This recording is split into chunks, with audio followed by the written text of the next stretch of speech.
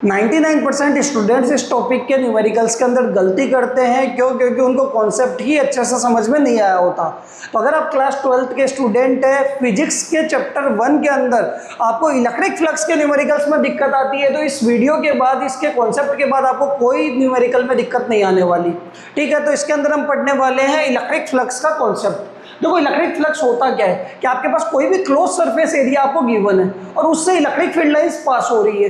तो कितने number of electric field lines उस क्लोज सरफेस एरिया से पास हो रही है, उसको हम क्या बोलते हैं? फ्लक्स बोलते हैं। कौन सा फ्लक्स? Electric flux.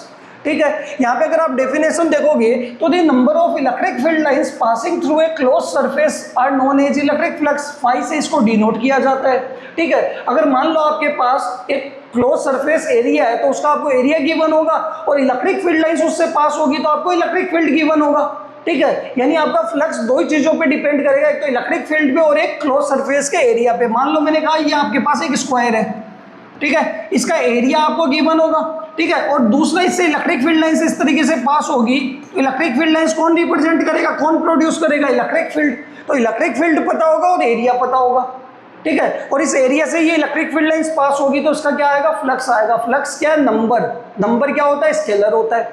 ठीक है, बट किस किस पे डिपेंड कर रहा है? इलेक्ट्रिक फील्ड और एरिया पे। दोनों की ही क्या होगी? डायरेक्शन होगी। इलेक्ट्रिक फील्ड की भी डायरेक्शन होगी और एरिया की डायरेक्शन कौन देगा? एरिया वेक्टर देगा। क्लियर है? तो यहां से अगर आप देखोगे कि आपके पास इलेक्ट्रिक फील्ड भी वेक्टर है, एरिया भी वेक्टर है, बट आपका आंसर क्या आना चाहिए? नंबर। नंबर क्या होता है? स्केलर आना चाहिए। तो इलेक्ट्रिक फील्ड और एरिया दो वेक्टर का हम डॉट प्रोडक्ट करेंगे तो हमारे पास स्केलर आता है। यानी यहाँ पे आपके पास फ्लक्स का फॉर्मूला बनेगा, वो बनेगा इलेक्ट्रिक फील्ड वेक्टर फॉर्म में, उसका डॉट करेंगे हम एरिया के साथ। जैसे ही डॉट करेंगे तो इसको ओपन करेंगे तो ये क्या बन जाएगा? ई ए कोस थीटा। इसके साथ साथ यहाँ पे एन कैप भी आप लिख सकते हो। एन कैप होता क्या? एन कैप होता है एरिया वेक्टर। किसके डायरेक्शन बताने वाला है? एरिया की डायरेक्शन बताने वाला है। और ये जो एरिया वेक्टर होता है ये हमेशा क्या होता है? परपेंडिकुलर टू दी या normal to the plane of surface या perpendicular to the plane of coil बोल दो।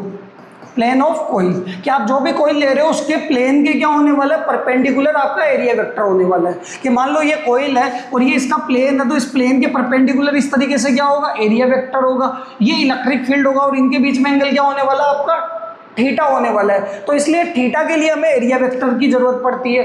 यहाँ पे आप देखोगे एन के पता लग गया।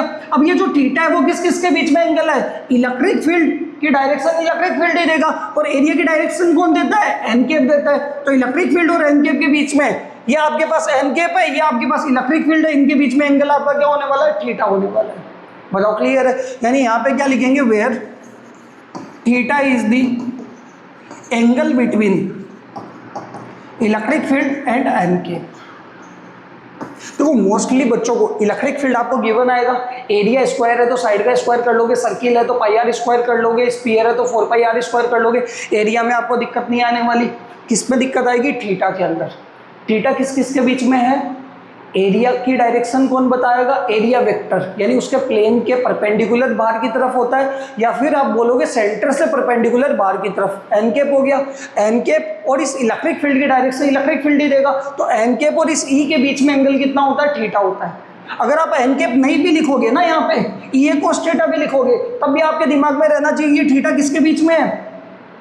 एरिया वेक्टर, यानी normal to the plane of coil, perpendicular to the plane of coil और इलेक्ट्रिक फील्ड के बीच में एंगल आपका थीटा होने वाला है। इसकी भी हम और बात करेंगे। एसआई यूनिट की अगर हम बात करें तो बताओ इसकी एसआई यूनिट क्या होगी? तो आपको इलेक्ट्रिक फील्ड की एसआई यूनिट पता है, न्यूटन पर कूलम, और एरिया की क्या हो जाएगी? Metre square. कैसी क्वांटिटी होती है ये? It is a scalar quantity. कौन सी क्वांटिटी है? वेक्टर नहीं होगी। कौन सी होगी? Scalar quantity. बताओ, क्लियर है यहाँ तक? अब देखो, यहाँ पे हम बात करते हैं इसके डायमेंशन की। हमें क्या निकालनी है? इसकी डायमेंशन। डायमेंशन के लिए आपको फ्लक्स का फॉर्मूला पता है, ई ए कोस थीटा एन कैप। देखो, एन कैप तो यूनिट वेक्टर है, इसका मैग्नीट्यूड 1 होता है। कोस थीटा की कोई डायमेंशन होती नहीं है। डायमेंशन किसकी होगी? इलेक्ट्रिक फील्ड और एरिया की। इलेक्ट्रिक फील्ड का फॉर्मूला पता है, फोर्स अपॉन चार्ज होता है। तो फोर्स की क्या होगी? M L T minus 2। Charge का कितना हो जाएगा? 80। ये तो इलेक्ट्रिक फील्ड आ गया। और एरिया का क्या हो जाएगा? मीटर स्क्वायर का L2। यानी ये बनेगा, ऊपर बनेगा ML3T -2 और ये भी ऊपर जाके -3 और A -1। ये इलेक्ट्रिक फ्लक्स की क्या आ जाएगी, डायमेंशन आ जाएगी।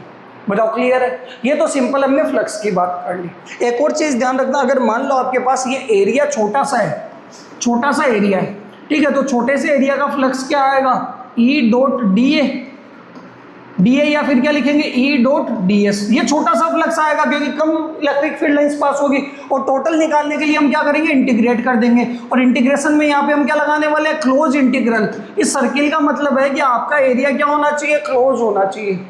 ठीक है, इसको ओपन करेंगे तो ये क्या लिख सकते हैं, E D S cos theta n cap. वही आपका एरिया वेक्टर और इलेक्ट्रिक फील्ड के बीच में क्या होने वाला है, एंगल होने वाला है। क्लियर है? अब देखो न्यूमेरिकल्स के अंदर बात करते हैं, थीटा की दो पॉसिबिलिटीज आपको गिवन आ सकती है। कितनी पॉसिबिलिटीज, दो। पहली आपको वो सीधा सीधा क्या कहेंगे कि आपको जो एंगल गिवन है, देखो इलेक्ट्रिक फ्लक्स का फॉर्मूला ई है cos थीटा एन कैप। ठीक है, यहां से अगर आप देखोगे तो एन कैप और ई के बीच में एंगल है, तो पहली पॉसिबिलिटी तो क्या होने वाली है कि आपको सीधा सीधा एंगल दे देंगे। वो किसके बीच में, इलेक्ट्रिक फील्ड और प्लेन के परपेंडिकुलर, मतलब एरिया वेक्टर के बीच में। तब तो हम सीधा यहाँ पे थीटा की वैल्यू पुट कर देंगे। दूसरी पॉसिबिलिटी वो क्या करने वाले हैं, आपको इस तरीके से दे देंगे कि आपका एंगल जो है वो प्लेन, ये बना लो प्लेन, और ये बना लो इलेक्ट्रिक फील्ड। प्लेन और इलेक्ट्रिक फील्ड के बीच में आपका एंगल है, यही पॉसिबिलिटी हो सकती है। तो प्लेन और इलेक्ट्रिक फील्ड के बीच में एंगल है, तो सबसे पहले तो एरिया वेक्टर बनाओ। एरिया वेक्टर क्या होता है, प्लेन के परपेंडिकुलर। ये प्लेन के परपेंडिकुलर एरिया वेक्टर, देखो प्लेन से परपेंडिकुलर 90 डिग्री पे। एरिया वेक्टर और इस ई के बीच में एंगल बनाना है, वही एंगल ये थीटा होता है। तो आपको थीटा प्लेन और इलेक्ट्रिक फील्ड के बीच में पता है, तो पहले तो एरिया वेक्टर बना लो। ये एंगल 90 और ये थीटा, तो ये एंगल कितना बन जाएगा, 90 माइनस थीटा। तो इस तरीके से ये छोटा सा डायग्राम बना लो। मान लो ये एंगल आपको 30 डिग्री दे रखा है प्लेन और इलेक्ट्रिक फील्ड के बीच में, तो यहाँ पे एंगल कितना हो जाएगा, 90 माइनस 30, 60। यानी यहाँ पे हम क्या पुट करेंगे, 60 पुट करेंगे। और सीधा सीधा वो एन के और ई के बीच में एंगल दे दे, तो सीधा सीधा थीटा पुट कर देना। आया समझ में? ये आपके पास न्यूमेरिकल होने वाला है।